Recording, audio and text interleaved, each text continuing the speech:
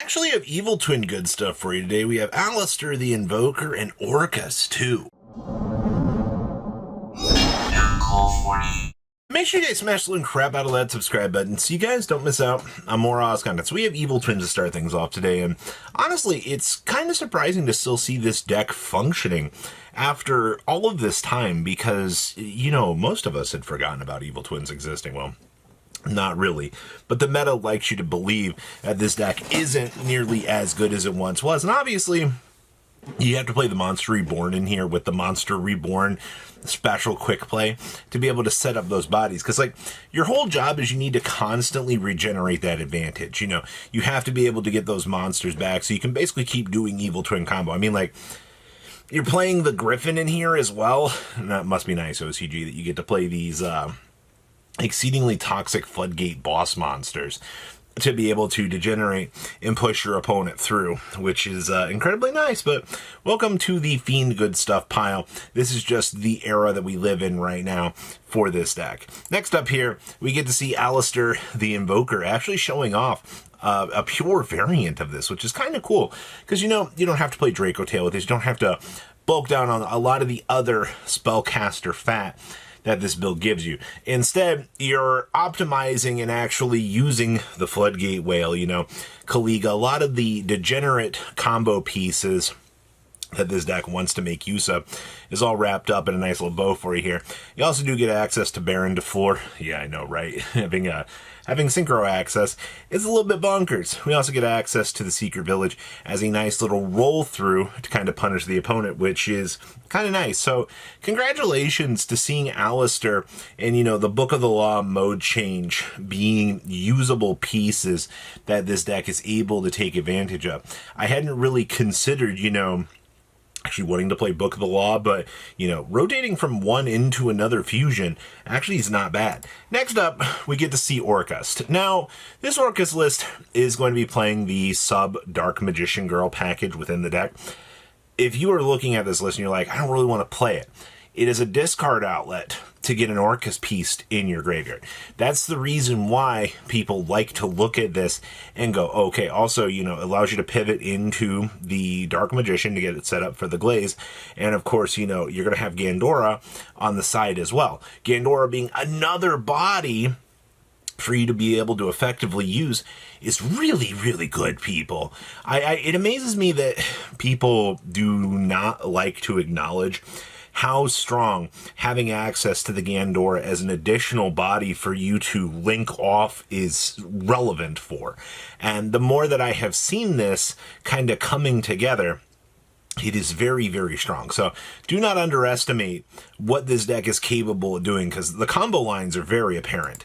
Next up, we have the Spellcaster pile. Now, the Spellcaster pile is going to use the Endymion and the extra Magistus stuff to kind of create this turbo synchro pile. And I say turbo, but I mean, like, your goal is to get the Borreload Savage established on the field, and then your goal is to run through your opponent so that they're not going to be able to really do anything. We also do get to see that we have the Summon Sorceress in here as well. Summon Sorceress is getting a lot of good playability in this deck, which I don't really think a lot of people kind of realize. Also, you are playing the Makaba in this. Your goal is to, you know, see the Crowley. Crowley's going to turn onto a Makaba, and then you will have, you know, that little extra negate for you. So typically, I mean, you should have access to the Savage, you should have the Makaba, and you should have what other extra pieces that you need. Also, you're going to be able to pivot into the Fairy Tale stuff in here. So, Spellcaster good pile. I know, Fairy Tale Snow is such an incredibly ignorant card. Next up, we do get to see the evolution of the Mind Shuffle deck. Now, this build is going with the triple Dark Magical Curtain. I mean, why would you not, right? Being able to Dark Magical Curtain into a Dark Magician to get the Gaze of Timaeus is just incredibly powerful. But also, this build is playing the Diabellstar package so that we can actually get into the Ilia Sylvia so that, you know, you can do the even funnier things. See, we're playing, it's Debtors, I believe, is the other spell card for the deck. So that's kind of an interesting choice. We're side decking the Magical Hats. If we need it, you know, we can pull it out. But I really do feel like that the hats is a very, very powerful card. And the fact that, you know, we're not seeing builds want to play that right now is a little bit saddening, because when I have played that card, I have loved the hats. It has felt like such an incredibly powerful card that the minute it resolves, you're so happy. Next up here, we have Elf Note. Now, remember, Elf Note does get access to some of the most broken good synchro good stuff in the OCG format, as opposed to us, where, you know, we're kind of left to sit on the back burner for those better ideas. They also do get to play the Synchro Emergency Trap card, which just automatically allows them to deploy out a combo piece to kind of set up in the very early first stage against the opponent, which that alone will just win you games. Getting that combo early setup just nets you some free advantage. And it amazes me that people just really don't respect the ability for that to be a problem. Also, we are doing Terminus to get into the gate stuff, to get you into the Power Patron setup. Obviously, you know, you're playing the big pendulum guy to be able to power up into the big old Power Patron, so you can kind of do your thing. But deck looks actually kind of nice. Next up here we have Rockets, and of course, you're a dark deck, all right, which means you get access to all of those Dominus cards to be able to roll through your opponent, which is going to be really good. Spiral for the bounce ability, Dominus to jam out the special summons. It's actually kind of nice to see that, you know, we have this coverage. You're also playing Pot of Sloth to be able to, you know, find yourself some better options for going second. Because, I mean, you're playing Rockets. Your deck can be a little bit fragile at points. I'm not saying like it's terrible, but there are going to have to be points that you are going to have to kind of acknowledge that, you know, your game plan could effectively fall apart. So the pot is there to find you those cards to at least, you know, get you a little bit further. I see we're playing an evenly matched too. I can't imagine that that wouldn't be an additional card that we wouldn't want to consider side decking in to be able to kind of break apart those big boards from the opponent. So, you know, I do appreciate that. Next up, we get to see Crystron Trains. This is pretty cool. I would love to see the TCG be able to build a variant like this, but we need the new Future Overload Fusion to be able to do the Cyber Eternity Dragon to get that big dump. You know, once we do see that inclusion of the strategy, then we can do some good play lines with this. Other things to note, we are still side decking the Spell Canceller. If you can see the Canceller, it ends up being a very, very broken card for you. That's really like the reason why you choose to play it. Certain matchups, it's an auto-win card that your opponent is not going to be able to do anything about. And obviously, you need cards like that that will win you games. You know, being able to pressure up the opponent is always going to be good. You have the Pot of Sloth to dig into the deck to find, you know, those key cards that you're boarding in.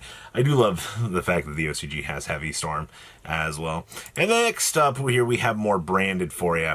Now, this is where you kind of gut out, like, all the extra fat in the deck, you know. You're not playing the special summon to both fields anymore, you know. Which means we get to rip out the Gimmick Puppet Lock and all that extra stuff. Now, you know, we can rely on the Super Polys to kind of control the opponent. You know, we can use the Dominus Sparks to also control the opponent here. You're getting a lot of key good effects here to be able to work with, which is really, really nice. But that's exactly what this deck wants to do. Also, your side deck is jam-packed with the biggest control cards that you would want to see in a matchup like this. And that's why I like this deck. The fact that you have so much good control jammed into this deck to make sure that you will be winning those games is exactly why you want to be playing branded right now. Thank you, coverage. And also, you know, optimization's getting really good for this.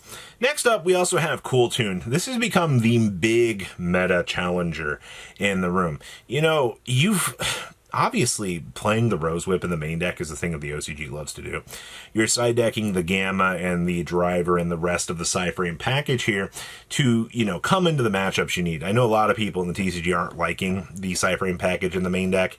I understand why, but it also has great coverage. It's the reason why you want to consider playing this stuff, because that coverage is going to be very, very key for this deck. Obviously, it's all just a lot of good control, all wrapped up with a nice bow. So what do you guys think? Please, leave a comment down below. Tell me what you guys think. I'll see your beautiful faces back here and dig, guys.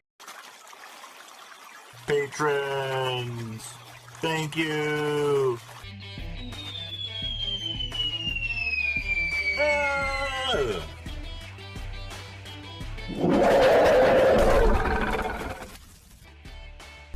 Thank you so much for watching. Check out these other videos.